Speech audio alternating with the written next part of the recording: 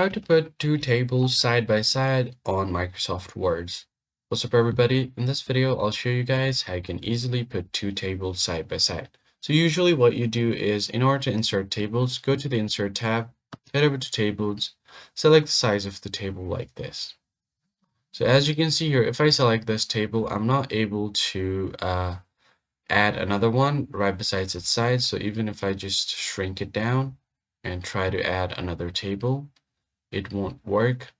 So if I just go to Home and then Insert, if I just go to Table and try to insert other table, I'm not able to do that. So what you need to do first is delete this table. I'm just going to quickly delete it. And once you go ahead and delete the table, all you have to do is insert a new one. So go to Insert. First of all, insert a table of 2 by 1. Once you do that, head over here down below and then go to Insert again. Now insert your first table. So let's say if I want a 3 by 4 table, I'm just going to insert it like this. Go to the second one and then do the same thing. Insert the same amount of table, 3 by 4. And once you do that, just go to your original table, click on it.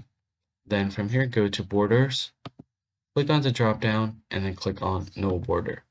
And as you can see, the original table that is holding these two is no longer there, and you're able to add tables side by side on Word. You can adjust their sizes. So that's pretty much it, guys. I hope this tutorial was helpful to you, and I'll see you guys on the next one. Thanks for watching.